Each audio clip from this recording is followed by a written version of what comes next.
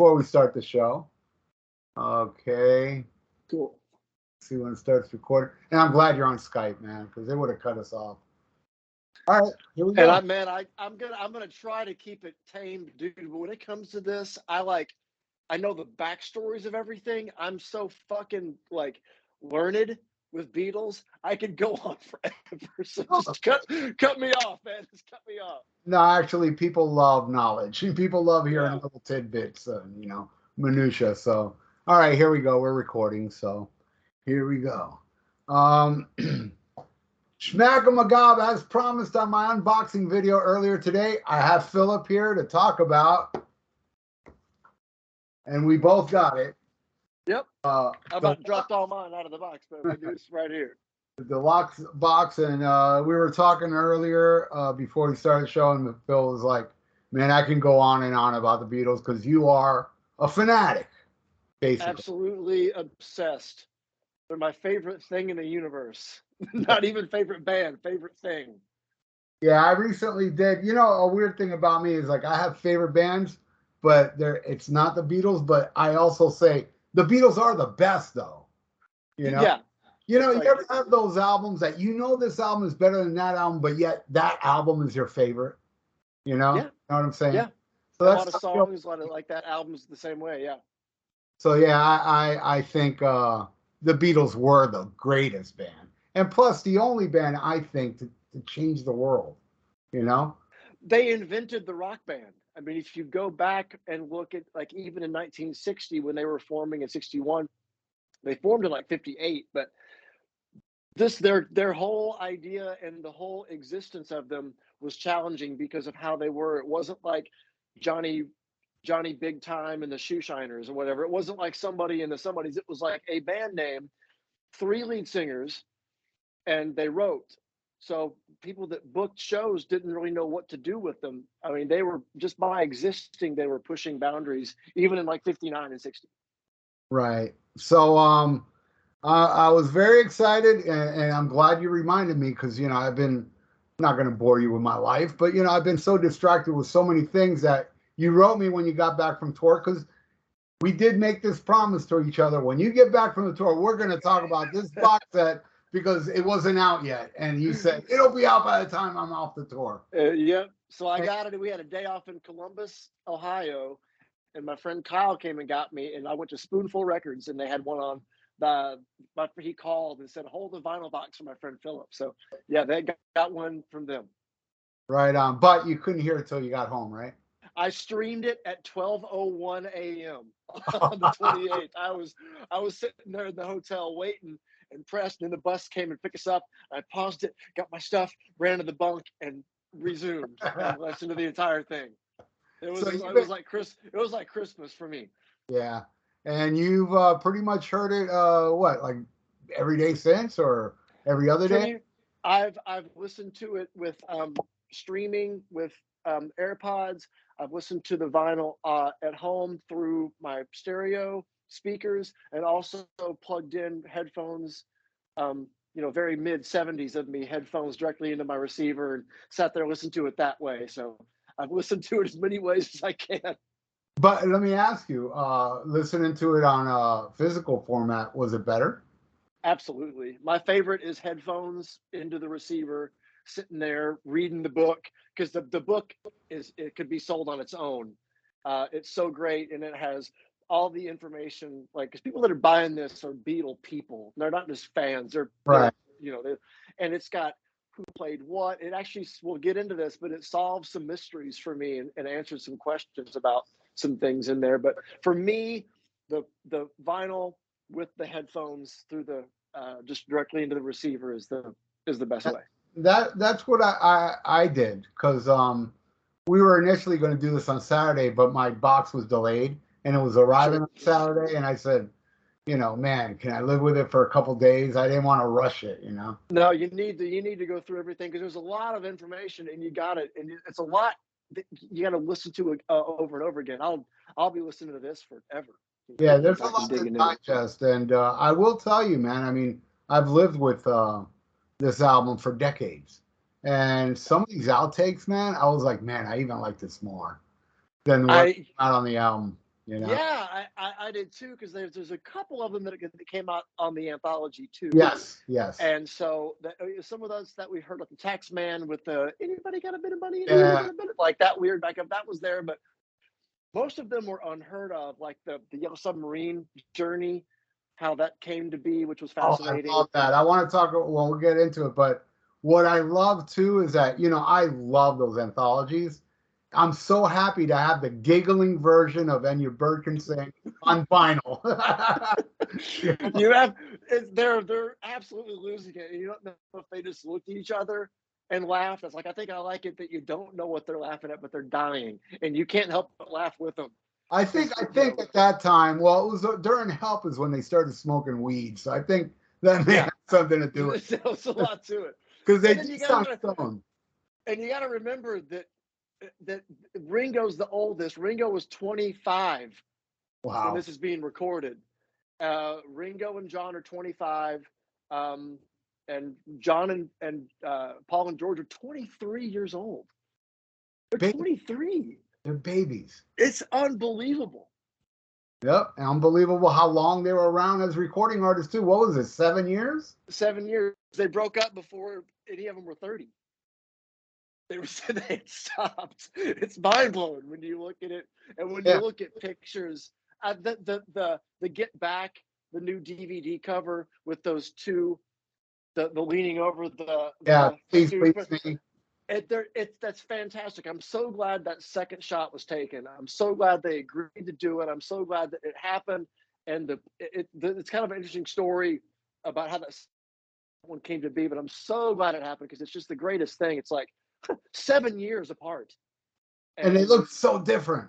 they look so different. The entire world has changed, partly because of them, and the world changed them at the same time. So it's just a fascinating story that was just for the 60s, and I'm glad they never did anything else. Actually, I'm glad they never really reformed, and your freeze a bird kind of. But I don't know, I'm kind of glad it ended when it did.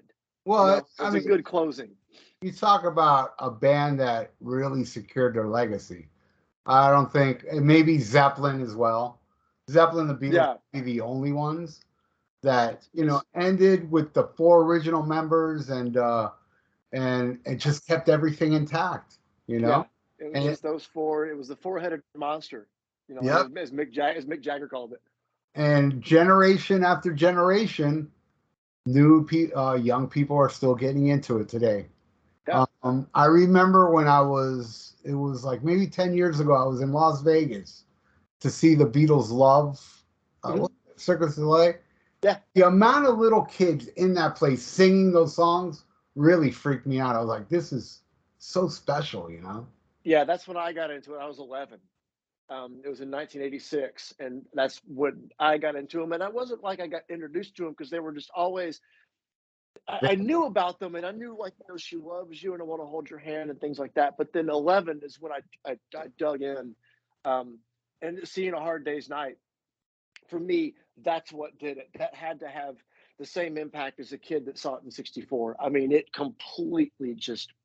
I was obsessed. I wanted to be this 11-year-old kid in Norfolk, Nebraska, that all I wanted to do was have a Beatles suit and act like that and talk like that, and play a sitar and everything. It's. What an amazing movie that is. Uh, Oh yeah, I thought it was it's well written, and I can't remember if it was Siskel or Ebert thought it was the greatest rock movie ever made, you know? I think it totally is. It's just it's kind of them. It's movified them, movified characters. But that's kind of how they were, and they kind of built on that with the press, and they're all quick and witty, and they were kind of like the Marx Brothers Yeah. in a way, where there's four of them, and they were all funny, and they could all do it. There wasn't like a dead weight. It was pretty amazing. Yeah, the Coke bottle scene with John. That probably went over so many people's heads, Yeah. And but as I loved it, how, like, it's just everything was, and there's still jokes I don't understand in that movie, because I'm not from England and I right. wasn't born in World War II. But there's so many deep things in there, but, like, just the really absurd stuff, like they're in the train and then they're outside the train running alongside it. And Yeah, we have our ball back. It's like that kind of stuff was just incredible. yeah. Um, and it helped form, you know, my sense of humor, and it affected how I think, it affected how I conduct myself in daily life, and it just, you know, it just was like you can completely be yourself in whatever you're doing. I mean, they never were anything but themselves, and that's pretty, you know, they never put on an answer in front of the press. They were always who they were, and that was one of the coolest things about like their legacy. I think that's one of the lasting things, And, just I, beyond the music, you know. yeah, and I think like the music, that movie is timeless because it's still, you can still laugh at it today if you've never seen it before. Oh You know, yeah, like Paul's grandfather shooting up on the stage, that yeah, stuff like that. yeah. Hilarious still, you know. But all And right. So, that was the first album that was all Lennon McCartney songs. There were no covers on Hard Day's Night. That was the oh, first one. yeah, I didn't think of that. Then the next one Yeah. has some covers again, for Beatles for Sale sure. had some covers, and so did Help. And then Rubber That's Soul right. was again from then on out. It was No more covers, right? Since after Rubber Soul, I don't think so. no. If I is Maggie May off Let It Be? Is that like a traditional song? Yeah, that I'm not sure of. And I know one after 909 is, I think, even during the They wrote PBS era, right? yeah, they wrote that like in Yeah, early days. Yeah. covered themselves later on. Yeah. So, They did. I kind of remember, but I'm not sure. The last time we spoke about the Beatles, you agreed with me where, you know, we like everything from the Beatles, but it's that middle era that was the most special to us. For me, yeah, like this era, 66, like that kind of, you know, when like those Paperback Writer and Rain videos, like when they're walking through the gardens, and it's just there was nobody ever cooler than that, than those guys right there at that time. They had so much success. They were completely confident, um, and just like kings of the world. I mean, really, there's nobody. I can't think of anybody that was just set up. That was just like everything was teed up to just completely knock home run after home run. You know, just go for it. The next 2 years were just insanity for them. And So I, 65 to 67.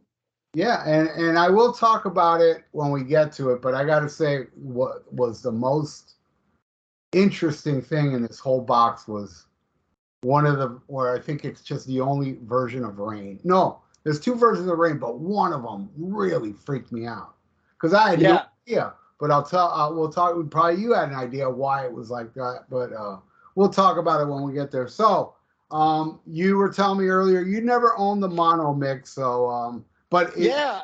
but you were I'm a telling me it was child of, different. yeah, I'm a child of the 87 CD mixes. And so I never heard the mono one. So everything I had heard, all the remastered versions are based off of that one. So I was excited about the 66 mono version in here than any other mix. And there are, if you listen to the mono and this new stereo mix and the previous stereo mix, there's differences in every single song. I mean, they're subtle, but if you've heard them a million times like we had, you're gonna go, Yeah. oh, that guitar wasn't double tracked. You know, it's like things like that, like the Beatles fans freak out over. You know, little bitty things pop out. Right. So when you first, what was the first thing you put on the stereo mix? The first thing I put on was a stereo because I listened to Taxman when they released that one. And you know, if anybody's heard the previous stereo mix, everything is on the left except vocals and like tambourine are Right. on the right. It's this weird unbalanced thing. So you'd heard it that way, and then they put out Taxman, and it's full dimensional stereo. And I sat and I wept. Oh, I couldn't believe that it was like, oh my god, because you know how they took it and they demixed it because before this, when they cut this, they cut onto a 4-track in 66. So in order to get all their overdubs they wanted, they'd have to like record it and go, okay, that's a good take, right? And they would bounce all, like, say you had bass, guitar, drums on 4 tracks. So they would take those 4 tracks, mix them down to 1, therefore freeing up 3 tracks. So you're stuck with that mix, right?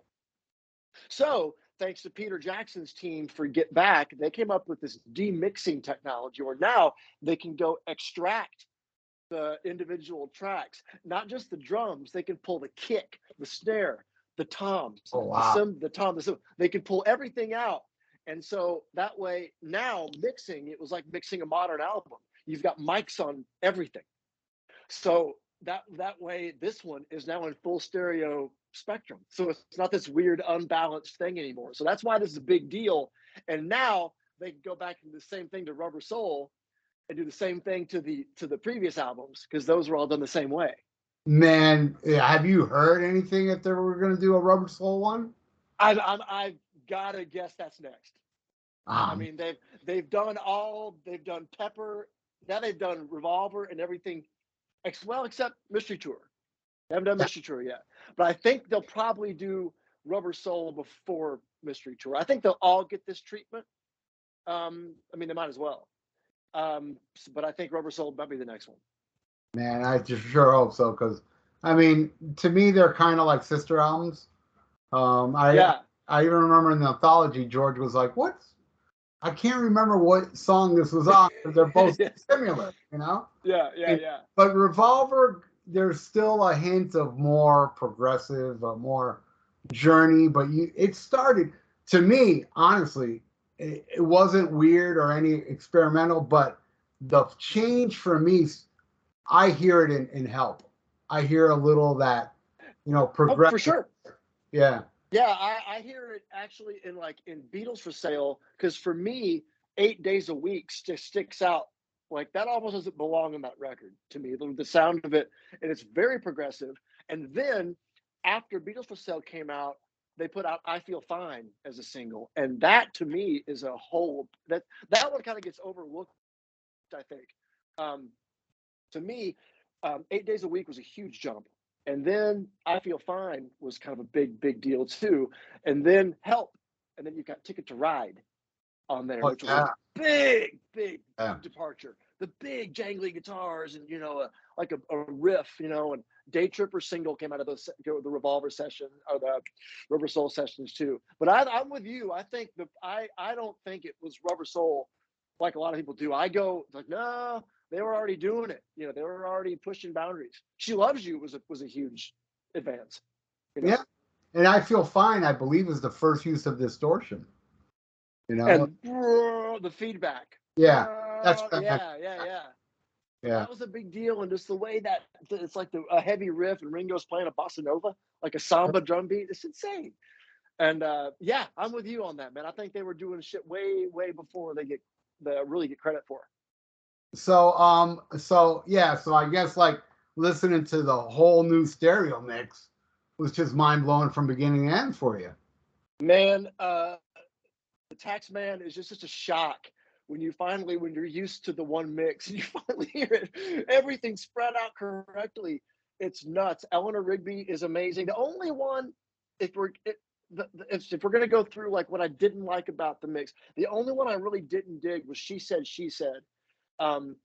He had Giles, George Martin's son Giles is the one in charge of all of these. I think he's done an awesome job, and what a task being laid at his feet. Like, here's the Beatles catalog. Good luck, But She Said, he kind of took the snarl out of the guitars, because that one on the mono and the previous stereo mix are very guitar heavy and very 60s fuzzed out, nasty guitar tones, and they're a bit mellowed. So much that in the waltz bridge, there's this descending guitar part that's almost non-existent anymore. And I wonder I'm not sure. I'd like to hear his reasoning on that. But like, I'm Only Sleeping, it's just fabulous on the new mix. Love You Too. Nobody's really talked about that one, but man, that one sounds great. There's this drone Indian instrument that's on your right side, hard, like down, that I never like noticed before because it was all mashed together. The separation in every, even as she said the separation, everything is just completely insane. You can hear so many things that you couldn't hear before because it was all coming from the same spot in your ear. Now it's everything spread out, and the Atmos mix is all, things are up here, things are down here. It's just, it's awesome. Do you think you're ever going to go back to listening to the other version after this? Yeah, comparison. Yeah. But for me now, like mine will be my go-tos will be this mono and this stereo mix for sure. Did you notice in the mono mix, she said had the same problems? No, Okay. no, it's as upfront and snarly and fuzzed out as you know the stereo mix is from the 60s too. It's important to know too that the Beatles were only present for the mono mixes, and that goes for every record because the stereo was looked at as a fad. Wasn't stereo started with Magical Mystery Tour, or was it the White Album? Rubbers, the last one they did a mono mix for was the White Album. Okay. But I think starting at Rubber Soul, they did mono and stereo. But I think the White Album was the last one that a mono mix was done on, I believe. Do you prefer now the mono mix? I haven't got to. I got now. I got to find the mono mixes of all of them because this one is so good. This one, yes, this mono mix that comes in this box is now my favorite one. And some songs are like a couple seconds longer. Like on Tomorrow Never Knows. You know what? On one of the outtakes, that Tomorrow Never Knows is a couple seconds. There's some more. There's some of that like barrel house piano at the end. That Yes. trails on like a second and a half longer. But yeah, when we get to the outtakes, we'll go into some details about those. Yeah, because I think that one you're talking about with the piano, wasn't that on the anthology version? There's one, the take one with the other loops and the more tame drums that was on the anthology, and the second Tomorrow Never Knows on the outtakes is remix 11. Now this is pretty cool. So when the mono mix went to the presses, it went out. They started making them for a couple days. George Martin called them and said, stop the presses. I'm remixing Tomorrow Never Knows. So if you can get every pressing after that had this mono mix that you have on the actual album. But if you have one of the early pressings, one of the English pressings, you have remix 11, which is a really really rare one. So if you have one of those, send it this way. I'd love to have it. That's awesome. So the original version is now on the box set. Yep, and it's pretty cool because there's difference in the guitar solo, and there's some different things, different guitar parts, and the piano goes a little bit longer at the end. That's how you can tell if it's the remix 11. But it's if you have the album version, it's on the Sessions album. It's side 1, track 2. It's a good mix of I love the mix. It's great. Yeah, yeah, I see that. And all right, so we're already into this. So we already talked about Tomorrow Never Knows. Now we got one. Which is also interesting. Tomorrow Never Knows was the first song they brought in to work on for this album. Oh, that's interesting. It's the first thing they did. You'd figure it'd be the last thing they did because it's so out. And that was the first thing they did. It's always interesting to look at where they stopped and where they picked up. I think the last song on Rubber Soul they worked on was You Won't See Me. So from November 65, and then they had a UK tour in December, a very short one. So they wrapped up that. They had Christmas off, which is the first Christmas they had off ever. And they had 4 months completely off, which was their very first time they ever had that since probably 58 or 59. And the reason they had 4 months off was because they were going to film their third movie. Because with the United Artists, they had a 3-movie deal: Hard Day's Night, Help, and then this third one. They couldn't find a script. They got a script. They'd have it rewritten, and they ditch it, and they couldn't get a project. So for the first time ever, they had 4 months off. Wow. And so that's kind of important to mention. And then Paul McCartney was the one that was getting into tape loops. He was kind of the one bachelor Beatle. He stayed in London. The other 3 were married and kind of moved out to the rich suburb where the stockbrokers lived. But Paul was still in the heart of swinging London in '66, and he was Paul McCartney. So he could do everything. He was learning everything. He was getting into all these like avant-garde classical composers that were using tape loops. So that's where he kind of got it from. but they were using it in a way that was way not digestible for pop for the casual listener. That's what was Beatles were so great at, was they took these super heady concepts and influences and made them digestible. So they took all this, like they invented dance music. I mean, it's insane. Like this song will never not sound like the future. Yeah. It's just incredible. I mean, it still is. Put it on, you get chills. You're like, this is insane that they were doing this in '66. It's the first thing they brought into work. So that kind of set the tone for the record. And it was also Jeff Emmerich's first album to engineer, and he was like 20 years old. Wow. So it's a lot of young energy, a lot of young energy, a lot of young confidence, and a lot of like, we can do whatever we want at this point.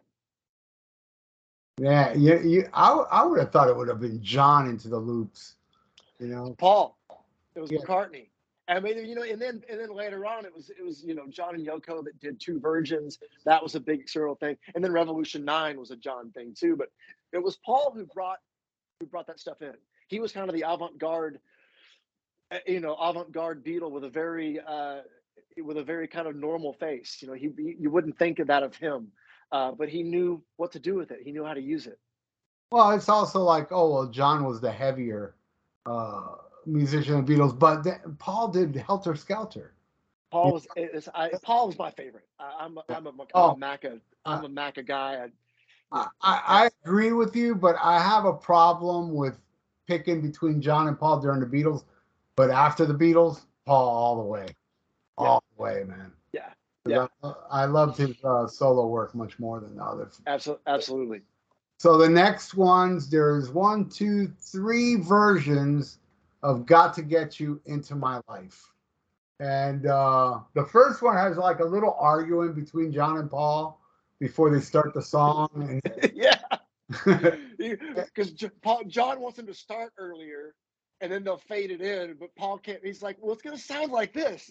I love that stuff. Yeah, Paul was like, Ringo understand. Ringo's like, "No, just come in on 3, and then Yeah. I love that stuff. Yeah, Ringo sounded like the peacemaker in that little thing, and Paul was like, "Well, where do I start?" It's very interesting to hear that, like flying the wall type stuff. I love that stuff. And I think it is a different version than Anthology, right? The Anthology had one of these. I think I had the first version, and then with the weird, really kind of cheesy organ sound. Yeah. And then the track 4 and 5, the second version, I had never heard those. Those were unheard of until then, and that's where the fuzz guitar is playing the horn part. That I gotta say that was one that I was like, God, I kind of like this one even more. At first listen, I was like, man, that's really, really awesome. And also, it has that ending figure, the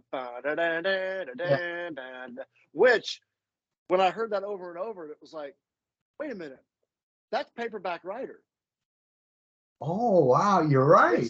It's the same exact guitar part, except it's Paperback Writer is lower. It's on the lower strings, but it's the same notes. It's the same everything.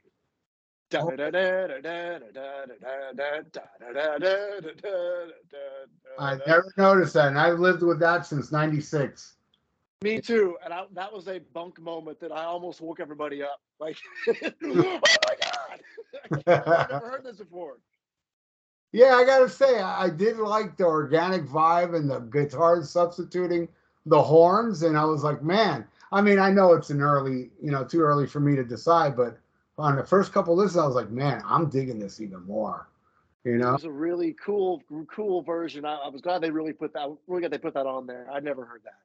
And then there was the version that had the horns but no vocals, which was Take right. It. Which was cool, yeah. I think that's the one that he sang on, because it sounded the horns sounded a little bit rushed to me. That was like they were a little bit ahead at the time. But I'm not sure if the horn players weren't used to Ringo's pocket or what, because I mean, those guys, if you put it on a click, it's going to go off and on the click. But those guys were so great with playing together.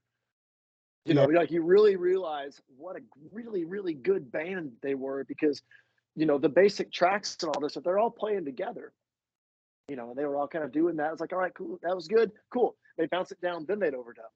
So they would all play everything as a band, and you really realize how really really good those guys can play, and how good they can play together. Oh yeah. The next one is 3 takes of Love You, Love You Too. And I got to say, in this one, I mean, I was never really too keen on the Indian instruments. And hearing that take 1 without it, oh my God, I love it. It's like a Bob Dylan song. Yeah. To me, it was like, which makes sense because he was so into Dylan right then, but it was such a cool take. I'm like, wow, it's all kind of E minor and it's really depressing Dylan tune. But I love the Indian stuff. I actually wanted to play sitar before guitar, like because of the Beatles, you know, because I heard that and I'm like, I have a sitar now. I own one. It needs new strings, which means 18 strings, but you know, I gotta work on that a little bit. But I have one. Is that easy to get at any music store? Sitar strings? Amazon has them, so it's super easy now. It was a lot harder before Amazon, but yeah, I got a set. I just gotta put them on. Right on. And well, the take 8 has no, not take 8. Which one was it? It was a unnumbered rehearsal. That has all the Indian instrument stuff, but no vocals. Right. Yeah. Yep. And then the take 7 has all the kitchen sink stuff plus vocals. Plus And a harmony vocal that didn't stay. That harmony, weird high harmony that Paul didn't stay on there. yeah, it's just a different take for a song, but it's a little more stripped down, I think, than like take 1. Yeah, and it had different because George played the sitar on that. That was a big kind of question about that for a while, but that is George on that, and he was already pretty proficient at that point because man, the sitar is no joke to play. It's not at all. So he really, really dug in hard when he fell into that. And I think Love You. I think the take 7. I think the only thing I heard different was some different sitar playing from George.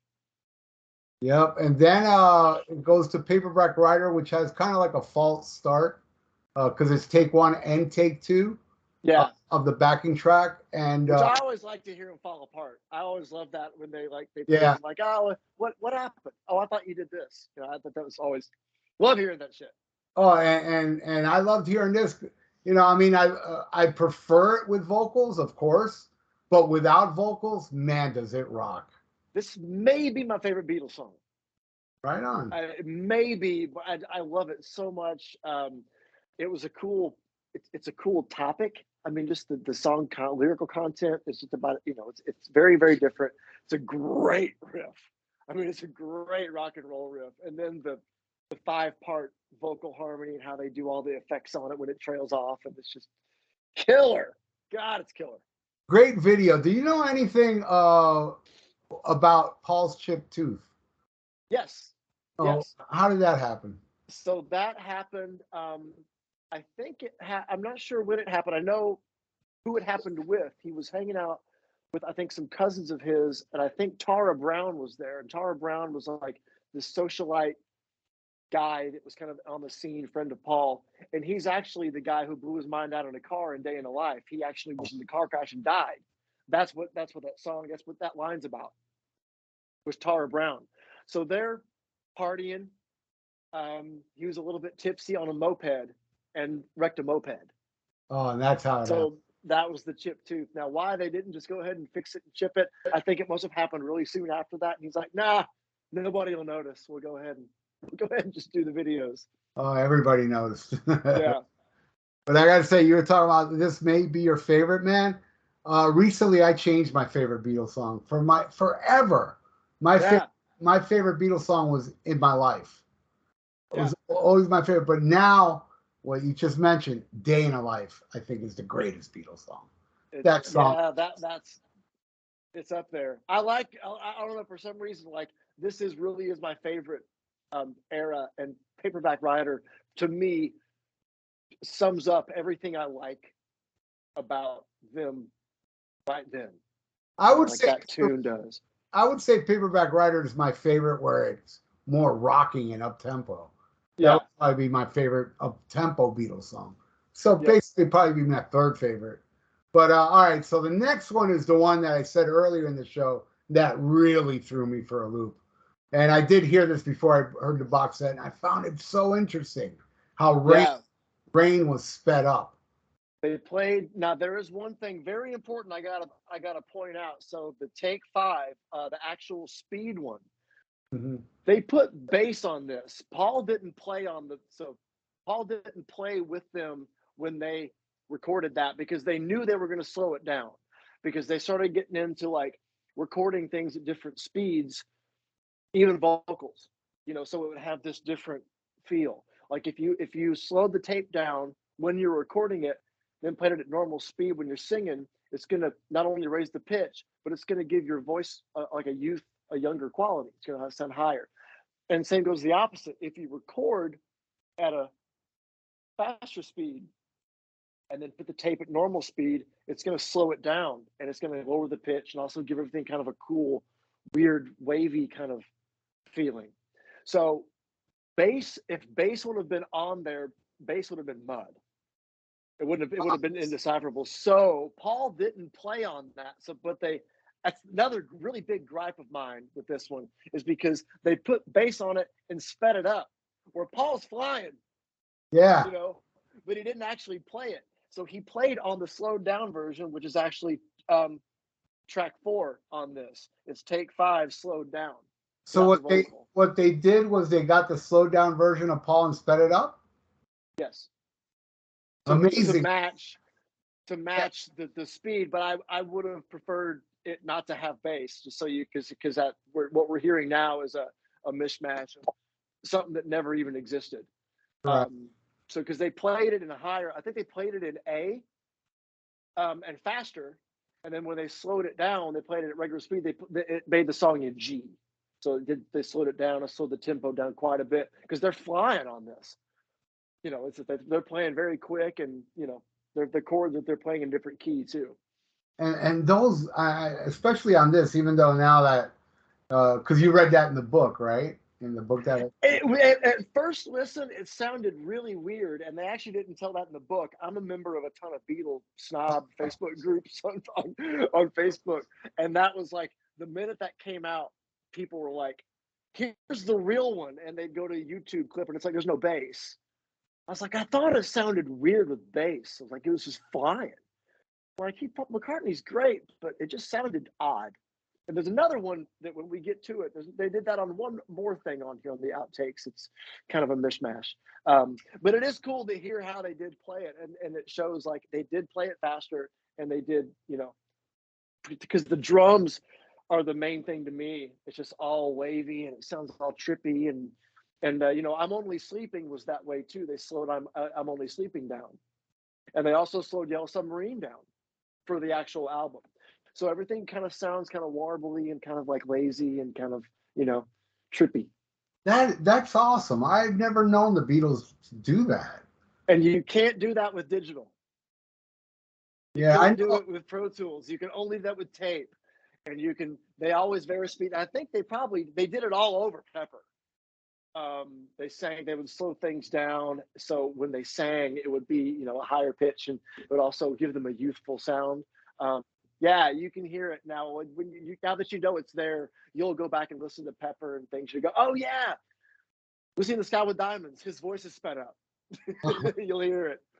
And it's odd because I've done some music videos for my band, and our music videos they had to slow down the music. I don't know. We do that for They do that for music videos. They do, and yep. Crazy stuff, man. Yeah. And I got to say, I mean, whether the controversy of adding Paul's bass and all that, even though he's a master of it, and you hear it in a million songs, but my God, the bass runs he does on this Rain version. Even in the real one, even when you listen to like the slowed down, like the actual version, it's the Ringo and Paul are off the charts killer on Rain, and that's kind of like Ringo's always like, I was a demon, I was playing my ass off on that one, and he was, and it's great slowed down. But when you listen to this fast version, he's flying. It's so much fun to listen to. And I love like Take Five too. It's a slowed down version with vocals, but I just love hearing these different takes. And the bass is pretty high in the mix, I've noticed, and I love that. Which is that's the one that this one and Paperback Writer, they actually rigged up a different way of doing bass for Paul, because Paul always wanted his bass to sound like James Jamerson, like those old American Stax records. He's like, and the Motown records. He's like, why can't I sound like that? They're doing it. So they actually took a speaker cabinet, and a speaker and a microphone work opposite ways. So a speaker can be a microphone. So the genius engineers at EMI came up with a way to actually turn his bass cabinet into a microphone. Wow. And so it was like, it's really crazy, because I mean, they were innovative with the ideas, but it was the EMI studio engineers that were the real geniuses that figured out how to do all the things they wanted to do. Automatic double tracking was invented for this record. Putting John's voice through a Leslie was their idea. They had to decipher, because the Beatles didn't know music and they didn't know technology. They just knew what they wanted to hear, and those guys had to figure it out and go, okay, I think you want this, and then go to the lab and figure out how to make it happen. Dude, Philip, man, you should do every Beatles album with me, man. You're so knowledgeable, man. I'm in, dude. I'm You in. I'm very having a great are. time. We should do this. We should make this a monthly feature, man. I'm totally Can, cool with that. can you go off like this on Please Please Me as well? I could. Give me Wow. some time. I could. Yeah, I could. Right on. All right. Dr. Robert. I believe it's only a one version, take Mhm. seven. Awesome. Again, a different take, more stripped down. I Yeah, love. What do you I think? love I love that one. And going to Dr. Robert on the new stereo mix um, is fantastic. You can really hear the rhythm guitar part John's playing is like the coolest thing ever. It isn't anything difficult. It's just super cool. The tone is amazing, and he's playing exactly what needs to be played. And it's just these little cool little, he's making chords, but he's just kind of moving a couple fingers around and making it real rock and roll. And it's got tons of swagger. And you can also hear how he knows when George is going to come in and do a higher thing. He gets out of the way and like will play a simpler thing. It's amazing how they kind of knew that stuff. And they, we're recording, looking at each other like that, knowing, what to do. And for me, the standout on Dr. Robert on the new mix was the rhythm guitar. It's just awesome. I loved it, and I loved it. I just love hearing different takes of songs I'm so used to. It's You so know? interesting because with this stuff, I mean, you're the same as me. You've heard this a million times, Yeah. and it's so cool to hear it in like an earlier form. It's just it's amazing. And then we got three versions of "And Your Bird Can Sing," and the first version, take two. It's it really does sound like the anthology version without the giggling. You know? Yeah, it's like the birds. It was very birds, real jangle, kind Yeah. of that California sound. But the next one, that's the anthology version, and with all the giggling, and it's such a fun listen to hear them. Really, I mean, I laugh. You can't help but laugh. You can't help but laugh. They're absolutely losing it, and I think it's great that nobody really knows what they're laughing at, because Yeah. it just makes it feel like they could have looked each other a funny way, or whatever, and No, it's so great. and when Paul does the higher vocals, it's like I feel like laughing before they start laughing because of all the giggling before, and when he goes, You know it's coming. yeah, you know it's coming because and he can't hold it. They're just it just shows you they really did get along on that track. They were having so much Yeah, fun. they really they really did, and they're the youth. Paul's 23. John's 25 at this point. They're kids at just like they're kings of the world, at this point, with super confidence and having an absolute ball with time, spending time on a record, kind of spending time. They had to get it done because they had the American tour coming up in August. So that was kind of like their next thing they had to do. This is they began in early April on Revolver. And then the last take was the second version of take 5, which it's a little slower, I noticed.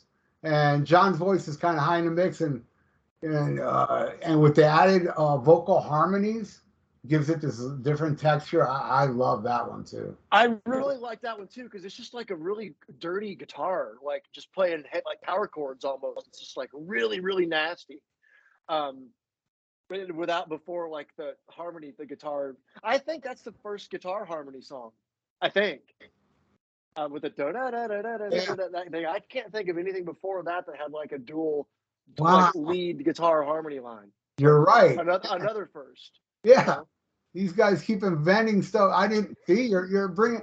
Yeah, because I can't think. You know, when you just said that to me, I was thinking, what did the Beatles do that was harmonies before this? Because I wasn't thinking.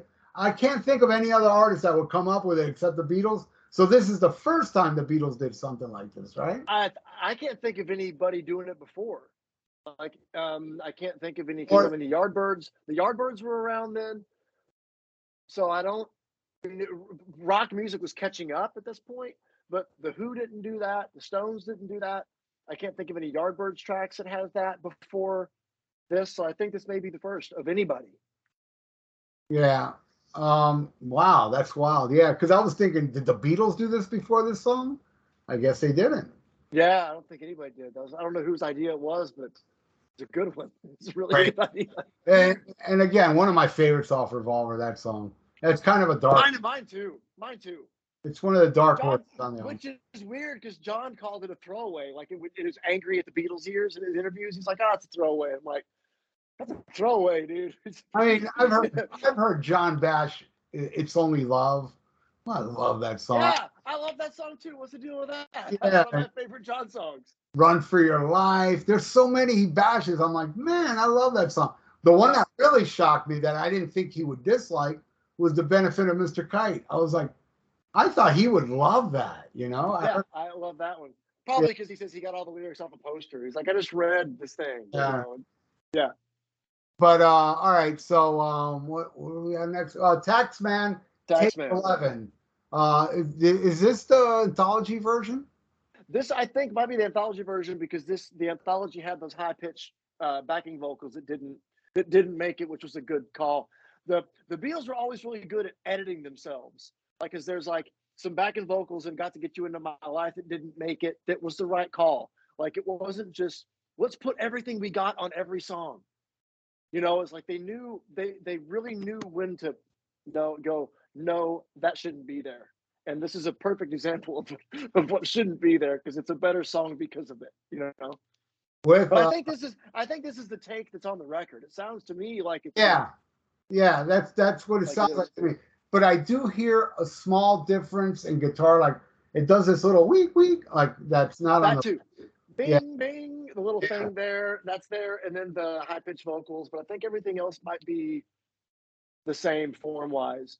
It has the count off. It has the 1, 2, Yeah. 3, 4 The thing. same, You it know. sounds identical to the album. Yeah. Yeah. That part. And Paul McCartney on lead guitar. Not a lot of people know that.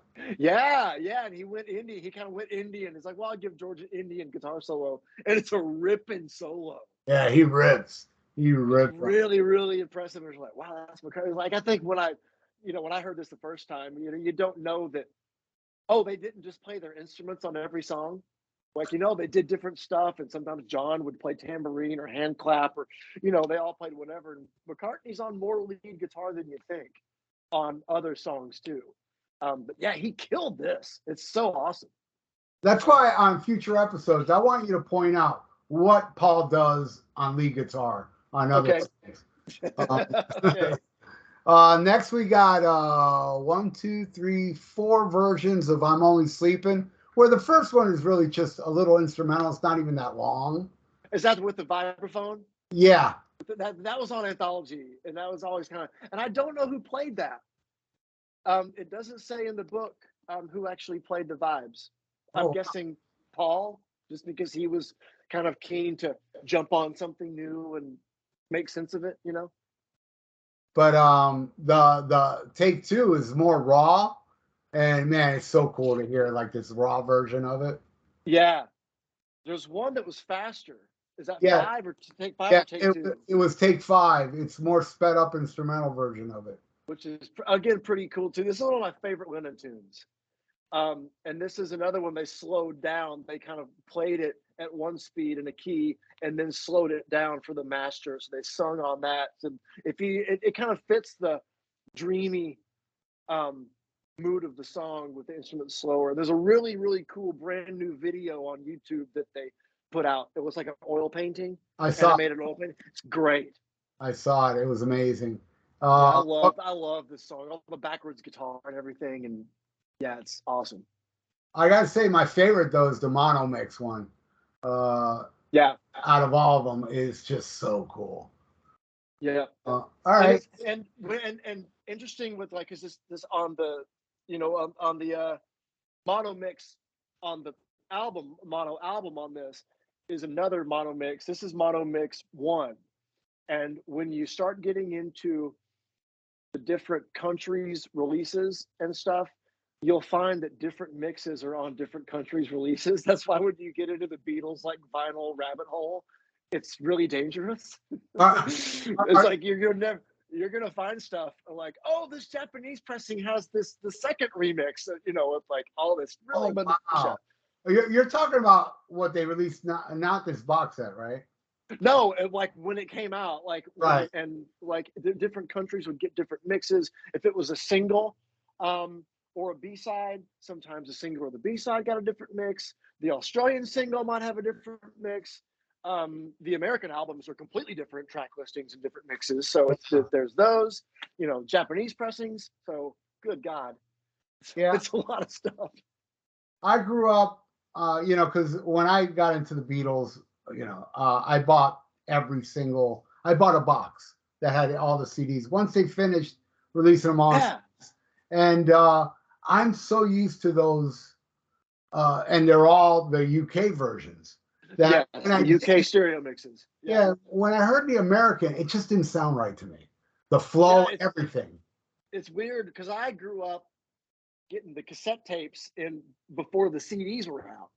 So I knew the Rubber Soul American version. So then when I started hearing about this song that George wrote called If I Needed Someone, it's like, what's that on? Because it didn't have that. The American Rubber Soul was more of a folk acoustic album than Drive My Car isn't on it, I don't think. Oh, wow. I think it starts with I've Just Seen a Face. I think it's the first song on the American one. Totally different track. Crazy. Because that's Help. Yeah. It's really because it's on Help.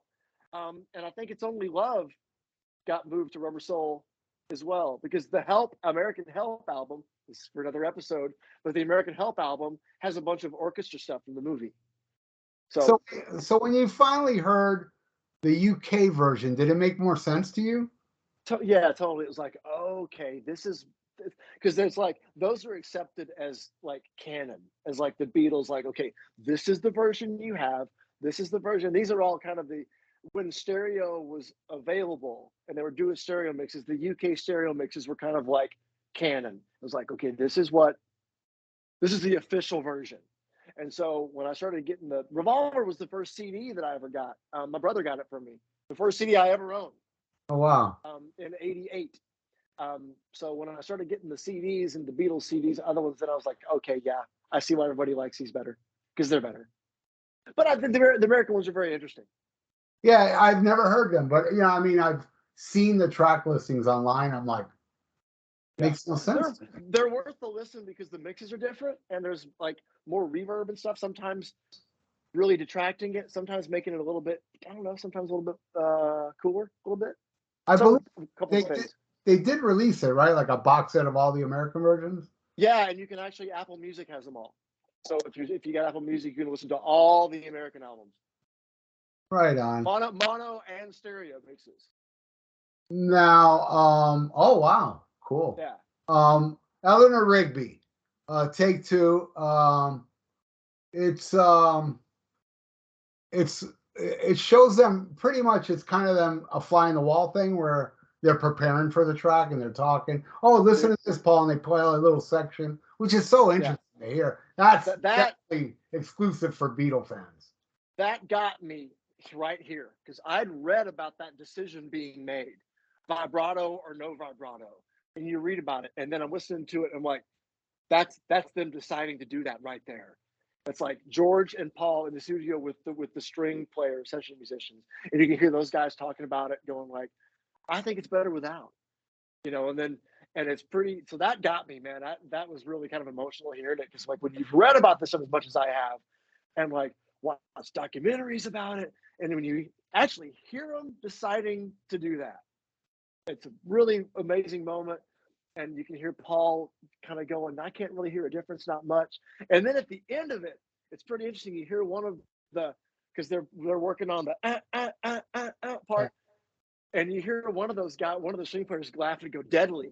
They're talking about Psycho, because that's where George Martin got the shower scene in Psycho. Yeah. That's where he got the inspiration for those stabs, literal like string stabs.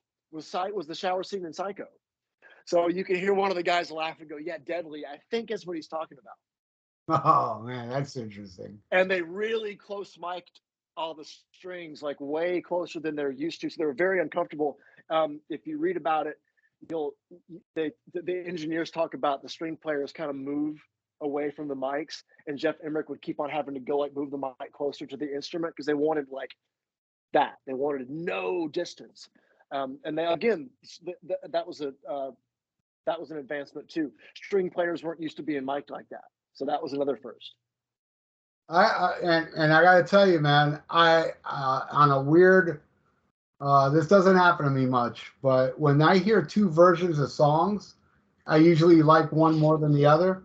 But when it comes to Eleanor Rigby, Take Two, which is on the anthology, I really can't tell you which one I like more, with or without vocals. I think the instrumental version is so powerful. The classical piece is so powerful. Yeah.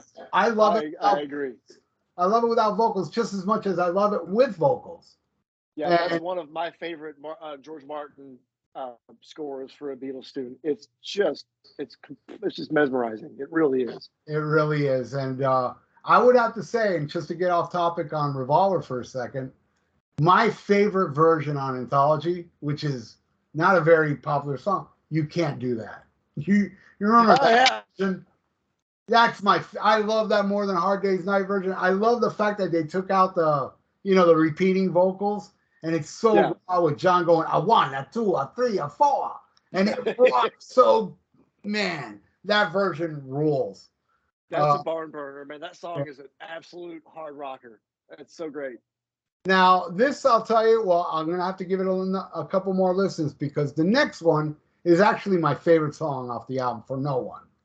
And this is an instrumental that I didn't really like much. I got to tell you the truth. I think the vocals and the music is what does it for me.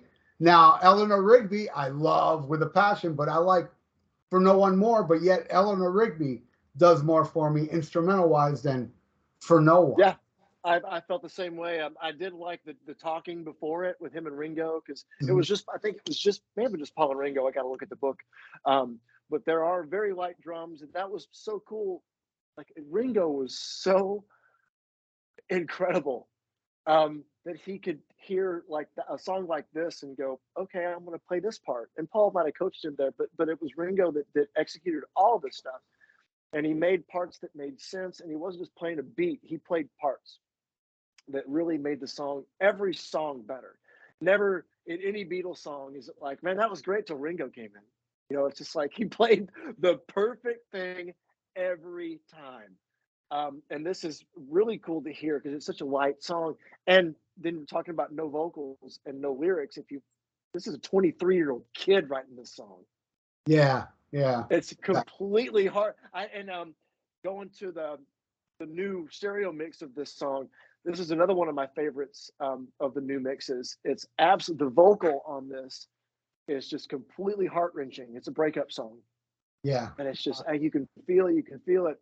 And there's this cool piano that I never noticed that's in the left side. It's it sounds a little bit out of tune, or maybe they did it and slowed it down, but it's kind of like a wavy piano sound. I never noticed that. So that was cool. But this This was maybe my favorite new 2022 stereo mix was for No One. Just incredible. Yeah, I do love it, and it is my favorite off the album. Yeah, it's Then we got, oh man, this was so awesome to hear. All these versions of Yellow Submarine. And the first one is like, you know, them working on it. And I love hearing John singing it, even though the lyrics are not fleshed out yet. I thought it was a Paul song always. And then John, it was a folky kind of John tune. Right. But it's awesome. And then the next one is pretty much the same, but the lyrics are more together, more fleshed out. Yeah. And again, I love hearing John sing this song. It's so cool. It's really cool hearing that. And then they're doing it in 4/4 time. And then it's when the time where I was born. Yeah. It's longer. And Yeah. they're like, let's make it a waltz. And then it totally worked. Yeah. Yeah. But yeah, they did something. It's in 4/4, but the songwriting work tape is, I gotta remember listen to it again, but it's not the right. It's way longer. He has to hold everything out. But yeah, it's interesting to hear all that stuff. And with John singing, it was a huge shock. I loved it. And Take 4 has Ringo on it, and I gotta say, this is another one that, you know, I have to listen to it more, but I'm kind of digging this one even more than what ended up on the album. And it doesn't have sound effects and stuff. Right, and this is one of the ones. This was one they sped up Ringo's voice. On this, because the track on Yellow Submarine on the actual album version is slowed down. They slowed down the tape. So this one, I think, is take 4. I think it's the album take at regular speed, and they put Ringo's vocal in there and sped it up to the tempo. If you listen to it, you can tell he sounds really youthful. Right. I mean, he's 25, but he sounds really, it sounds weird. And another one, going back to the new mix of this one on this the new stereo mix, Ringo's vocal is just incredible. It sounds like it's right there. And he really had a great voice. And not that he was an incredible singer range wise, but his character. He sang, I really love his voice. And this is a really fine example of how good of singer he was, you know? It's really sweet. It's very sweet, you know? A lot of my favorite singers aren't really technically great, but it's the vibe, the organic nature of it. Yeah. I like more. You know what I'm saying? That's more important than any kind of vocal acrobatic stuff. I'll take that over that any day, you know? Yep. And that's why I love David Lee Roth. He's so organic. He's I couldn't think of a better example of that. Yeah, exactly. He's got that organic nature and the vibe, you know, the attitude. I'll take that over, you know, opera. Any day, man. Any day. It makes it, you know, it just makes it more, personal, I think. Yeah, more human. Yeah. You know? And the last version, I think that's the anthology version, right? Yellow Submarine? I think so. It's got the sound effects cranked up. So yeah, I got to go back and listen to those. It's been a minute. Right. I want to tell you, Speech and Take 4. Pretty much them working on it with some talk, right? Yeah, because George never had titles to his songs. They called "Love You Too" Granny Smith forever. Because I actually, on one of those takes on the sessions, you could hear him go, "Granny Smith, take whatever, you know, take 7, take 5." But so that was another one. He's like, "What should we call this? Tell You?" And they're like, I think Tell You's nice." And I love this tune. And you know, if you want to bring Kiss into it, Gene would always play this lick in soundcheck. Oh, really? On bass. And then Jeremy and I would come in with the song. It's like, and then we'd sing it, and Gene wouldn't know any more of it. We'd just keep playing. That's awesome. And I want to, the next one's Here, There, and Everywhere. And but it's too soon to say. I have to let it sink in more. But what I was telling you earlier about Eleanor Rigby, how I can't pick which version I like more. I think they're equal. Mm-hmm. I think the same thing of this for now. because this one doesn't have the vocal harmonies. I love it without vocal harmonies, but I love it with vocal harmonies. So I kind of like, I love both kind of equally for now. I don't know if I'll feel different later. Yeah, but it it's is really cool. cool hearing it that way. It is cool how they took some of the takes and just stripped out one part. Like I like that. Like, well, here's it without this big part, because that was Paul's kind of Beach Boys attempt. Right. That was kind of the whole idea behind that. Which and it was another one that just came out fantastic on the new stereo mix. This one is just completely incredible.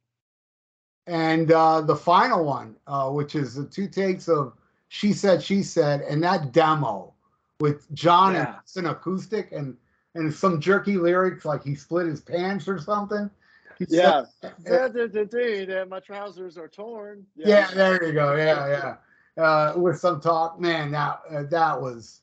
It's short. It's too short. Probably be my only complaint, but it's awesome. It's so cool. Like this one and Yellow Submarine and like Love You Too. Like when they give you the work tape that they made at home, because they all had reel-to-reels at home. So that's how they kind of came up with the tape loop thing for Tomorrow Never Knows. So they were all making demos at home too. And I love that when you hear like, wow, it started with that. Like this, hey, I got this idea. And then it turns into She Said, full fuzzed out guitar thing. Now, this is one of the ones that the book answered a riddle for me, or a big mystery, because it had always been said that John and Paul got into a big argument about the arrangement of the song, and Paul split. So the thinking has been that George played bass on this, and then George sang all the backing vocals on this, like it's all John and George. That's not true. Bass is on this basic track. So Paul played bass. They got into a fight. He left, and all the vocals are John and George. So that kind of put that in, it kind of cleared that up. That'd been like a big discussion in Beatle, fandom for a long time. But it is Paul playing bass, because it is John, George on guitar, and Ringo and Paul on, playing at the same time. So the fight happened after that. They got the take. So take 15 and the album version are both Paul. Yeah. And I love the take 15 because, no vocals, but again, this song is so cool as an instrumental. It's so great. I don't like what the new mix did to it. It kind of, tamed it down a little bit, because it's pretty brash. It's pretty nasty. Yeah. And the mono mix is still as hardcore, but the new one is a little bit more mellow. But I love it. And it's pretty cool because they arranged all the sessions in the order in which they worked on them. So She Said was the last song they worked on for Revolver, Tomorrow Never Knows being the first. So it is in chronological order, which that was a great thing. And another cool thing they did on this one was on the label. There goes my single. We were talking about that earlier. My single to spell. On the label, it's really this. They put the Robert Freeman's alternate cover, which is an awesome choice. Oh, that was supposed to be the cover of Revolver. This is they gave Robert Freeman, the photographer, a shot, and this is what he came up with, which is pretty rad. I mean, Klaus Vormann, it's awesome, but it's pretty cool. So this is the inside, great studio shot. Yeah. Right?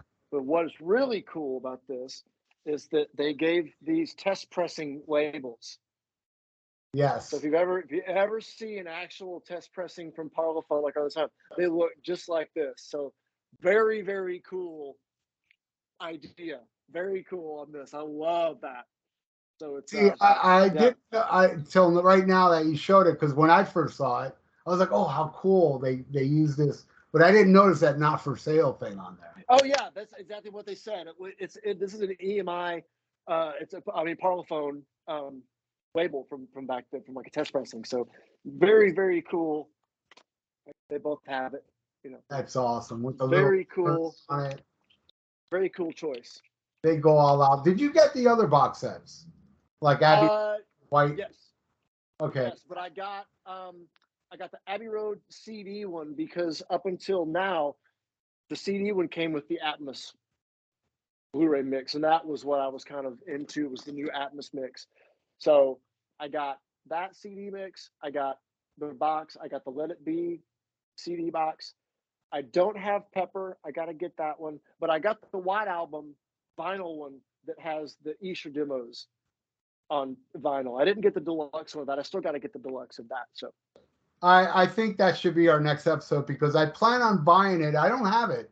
I bought the CD, not the CD box, but the CD version with the extra demos. But the White Album now is really cheap on it's like $110 now on Amazon.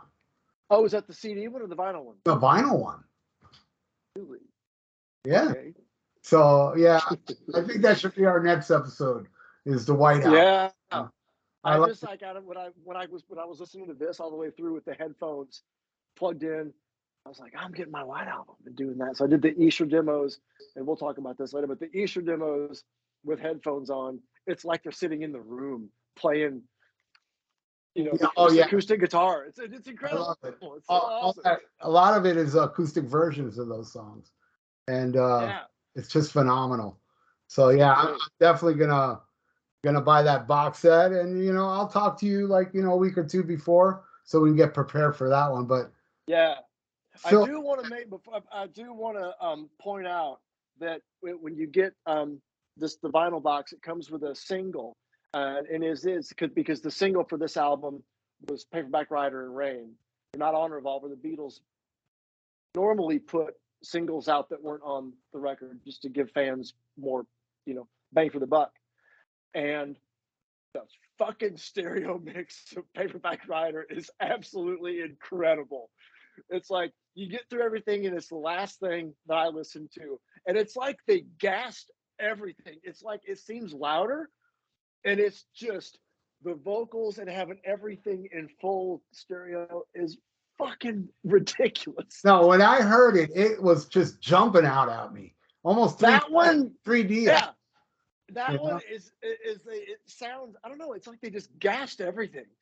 It's like everything is like in the red, and it's just everything sounds incredible. And it's that one to me is my favorite mix On the whole thing. The new ones. Rain's great too because they're both kind of the same ilk, like harder rocking. But man, Paperback Writer just fucking, it's insane. It's so awesome. And what's really cool is that single, one side's mono, the other side is stereo. Yeah, they give you both versions. And again, I'd never really heard the mono versions of those, the 66 mono versions, and there are differences in there.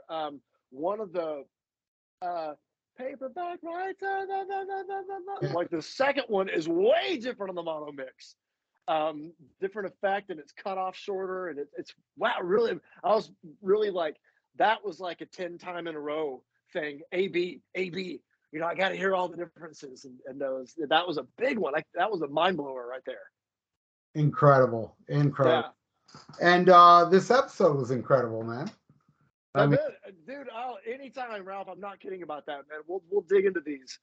No, this is awesome. This is you are a bona fide Beatles expert, man. I think I probably got some shit wrong in there, but I think I corrected it pretty quickly. Is there anything else about the box set that you didn't discuss, or you think you covered it all? I don't know, man. It's packaged great. I mean, it's just having this box in front of you, you realize the artwork is just incredible. Klaus Vormann, the artist, is right there. Yeah. So Klaus, of course, went on to play bass on I think everybody's except Paul's solo records. He was on John's, Ringo's, and George's. But it's just a great package. And whenever they do these with the Beatles, they treat it like you're getting Holy Scripture, like we're getting the Dead Sea Scrolls remix, And it's just like, it's going to be top notch. Everything's going to be top notch. Everything's going to go through the ringer. And the book. Let me get the book out and just kind of go over the book. It's hardcover. Every one of these could be sold on their own. You can see there's hair kind of in here and down here. it's just awesome, and just all hardcover. And I like the little comic strip they threw in there. Oh, it's so cool. I Yeah. love that.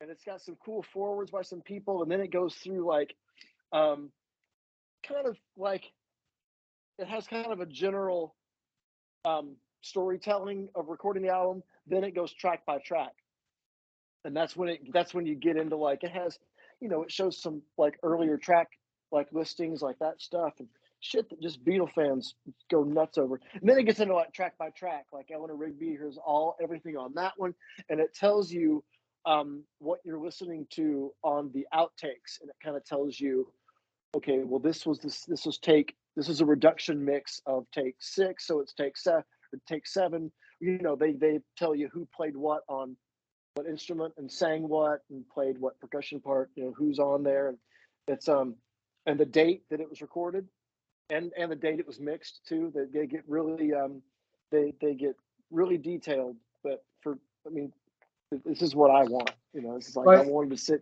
sit here and read this while I'm listening to the record. but with age there is some mystery because some of these outtakes was like unknown take, unknown number. Yeah, Because yeah. Which was at pretty time. cool how, and you still got to think that that's still not everything. There's some stuff Oh, still in the vaults of that. It's like oh, they just let tape roll, and so there's some other stuff out there. I'm You sure pretty know. much every song on there's different takes that they didn't release. Yeah. Oh yeah, yeah, yeah. That'd be. But I mean, I want that box set with like. Yeah. I want everything. I want all 50 hours of the Get Back movie. I'm that guy. Well, yeah, I mean, in reality, if you were to release every take of, let's say, Dr. Robert, that'd be a box set by itself. Yeah, yeah, exactly. So they just went, and especially when you get into the White Album, I think they did 100 something takes of Not Guilty, and it didn't even make the record. Oh, wow. So yeah, that's what's like, okay, Maxwell Silverhammer for the 70th time. They wanted to strangle McCartney over that one. They hated it. But this, they were still pretty quick and efficient. They were still working in kind of the old way, where they weren't showing up in the morning and doing like the 2 sessions. At this point, they were kind of going through the night, starting a little bit later, still with a really, really solid, like very strong work ethic. Like, no, we got to get this done. I was reading a thing, and there's, I think either Mojo or one of the really good British music magazines has a Revolver thing, and this is like the first time Lennon was yelling at the engineers, Oh, like, "Don't take it, don't. We're the fucking Beatles. Get off your break." wow. like giving them hell. Like, no, we're the. This is like, no, this is important stuff we're doing. So put your cigarette down. So it's pretty. I think the whole overdoing it started probably in Sgt.Pepper because I remember Ringo saying that during that he learned how to play chess. Because there was not much for him to do, and there was so much time going on recording that album. Yeah, that was where they really, really did. I mean, still, this one took. Let's see, they started in April. I think they ended in. I think they did like maybe 5 or 6 weeks. Still, everything. And Pepper was, I think it was like over a month or something, or over 2 months. It was wow. They took a long time. Bands take years to go through all this stuff. Now, take years between albums. Yeah. But yeah, they were doing 2 albums a year, and I mean, this year was the last year they toured. So when this came out, they finished recording it in the spring. This came out, and then they did the very, infamous, Bigger Than God tour in the States in August, and then that was it. Was that around the time where John with the Jesus thing controversy? Yeah. It was after Revolver, during the Revolver. He had done a interview with Maureen Cleave, and it came out in the magazine in the UK. It was in a UK magazine, and it came out right kind of after it was done. I think it was in the spring, and of course in England that didn't make. Yeah, nobody cared. Nobody gave a shit. It came out later in America, and then a DJ in Birmingham, Alabama got a hold of it and decided really to make a publicity stunt for himself, and decided to make something of it. So he did, and so that happened right before they came over, and it was in August of '66, and so they kind of came in was like, the press was all guns blazing. Yeah, I And remember. they kind of like, had to go through it. And after all of that, and they'd already gone through the Philippines and that whole horrible thing, getting out of Manila. The Philippines was after Revolver? That was, yeah, it was 66 tour. So Oh it was my God. after Revolver, but before America. So the America 66 tour was the last time they toured, but Budokan and then Manila, Philippines with the Marcos thing, that was all before America. So they were already kind of like, this sucks. They're getting death threats all the time, and yeah, they couldn't do anything. And the KKK picketed their shows. yeah, in Memphis, and they were starting to get death threats, and really kind of starting to get worried about playing. It's like anybody could shoot us right now. Yeah. And this, and the same. They couldn't play the new material live, same 25 minutes, and it was just like, we don't want to do this anymore. George was the first one to really not get over it. Like, I don't want to do it. Then Paul was like the last one, like, okay, we're done. This is not going to happen again. Well, if you want to hear the Beatles live, really, that Budokan show. Was it Budokan, the professionally filmed, where they had the big Beatles sign behind them? Yeah, that's if you listen to they did 2 shows, and the first one, that's not very good. And then the second one's a little bit better. But that's the one where they had like the really cool lights around it. And right. That one's cool.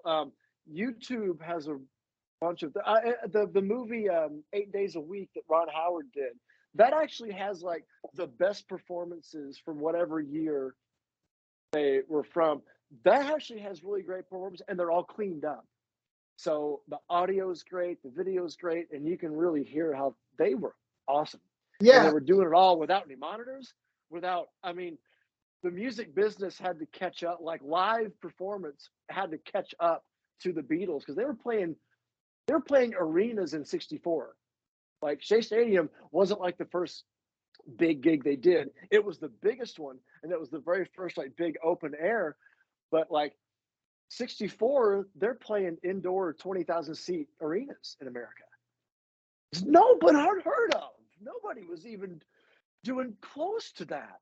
I mean, they were just like, that's where all their money was coming from, because the record deal was crap. Yeah. They were getting pennies on the record, and then Epstein cost them hundreds of millions of dollars with the licensing deals he did. They were terrible licensing deals with all the products, with all the merchandise.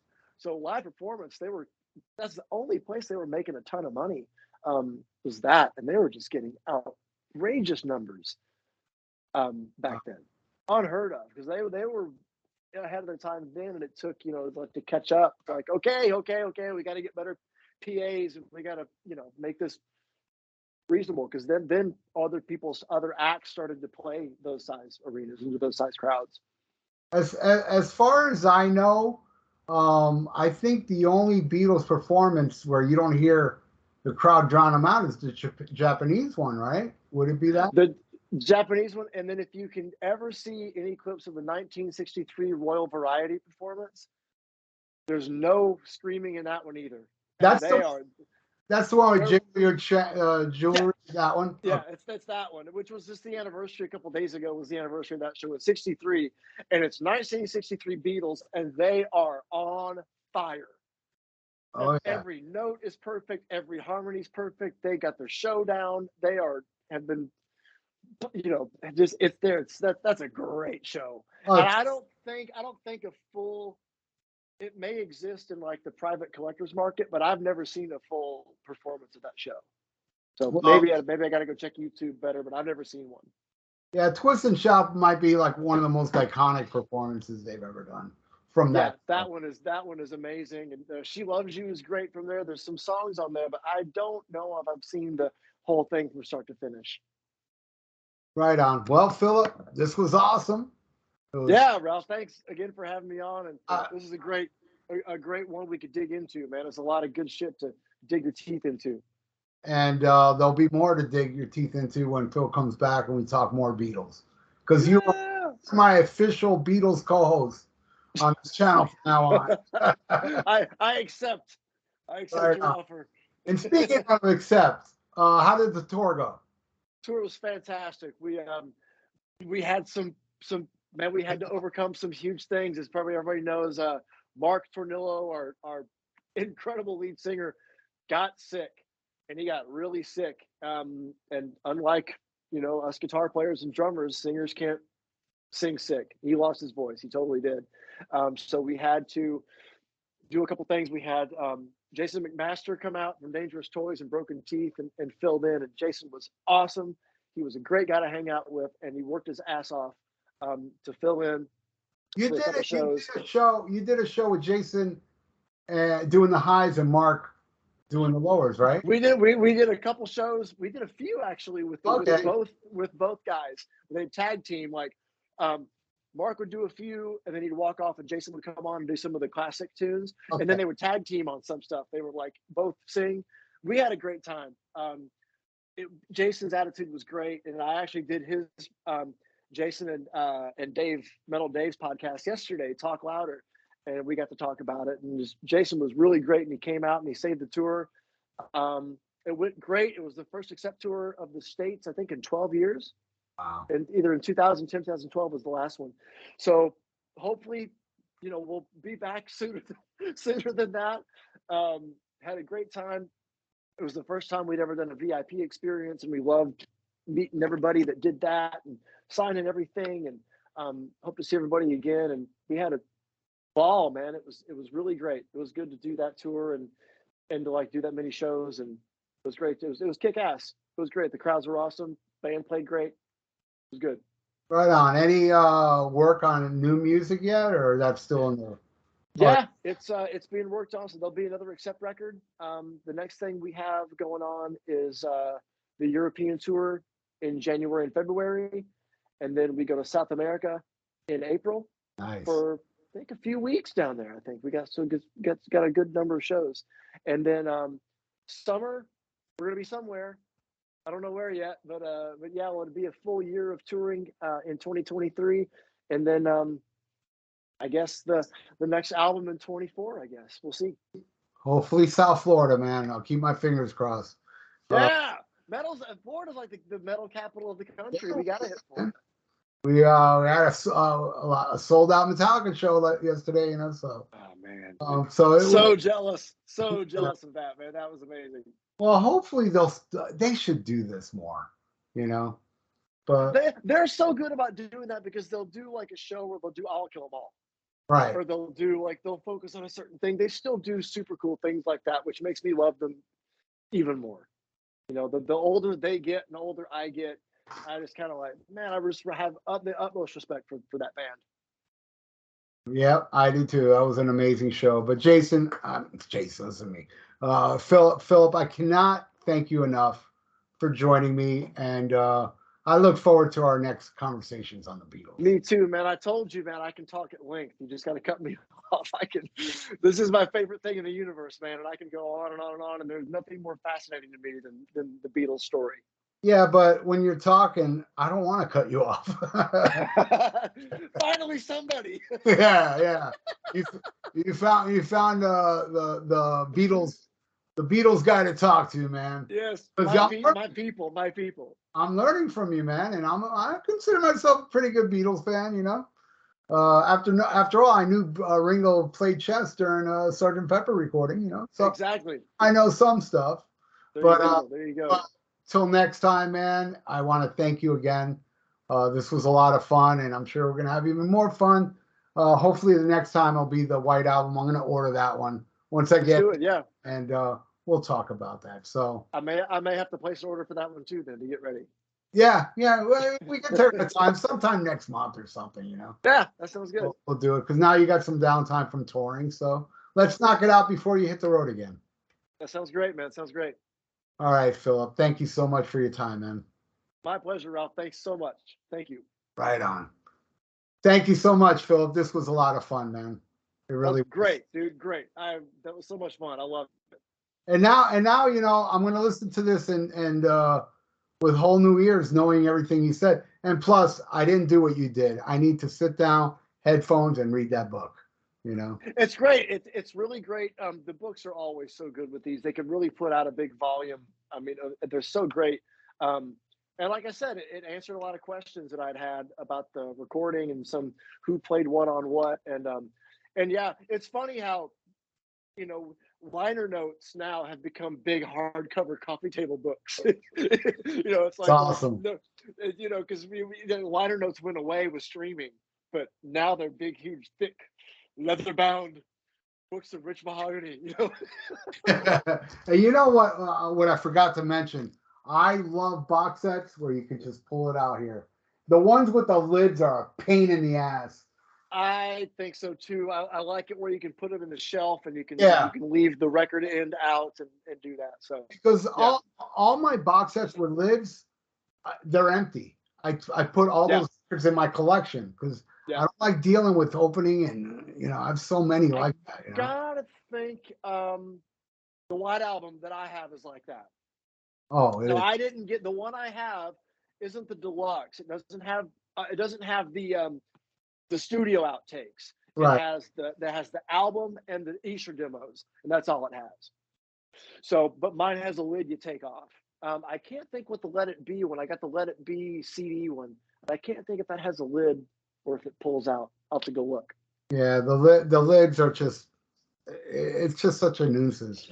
Yeah, I prefer this way. Yeah. So again, dude, thank you so much. Dude, my And pleasure, this man. was a lengthy one, and Can't wait to I can't wait to make this one. It's gonna be a lengthy one with me every time. oh, and especially White Album. 30 fucking songs. Be a Yeah, two-parter. Maybe that should be yeah, album one, album two. you're right. It should be. And Yeah. yeah, so I predict this will be up Thursday, and I'll send you a link. Cool. I can't wait to share. Yeah, yeah, yeah. Please share. And thanks, brother. You Hope you got have it, man. You a got night, it. and we'll discuss White Album when we get near it. That sounds great, man. Thanks again, Ralph. This is Hey, a man, blast. this is my honor, my privilege Awesome, for dude. you. Yeah, you have a great night, my friend. You do the same, man. We'll talk soon. All right, brother. Later, man. Thanks, Ralph. Thanks.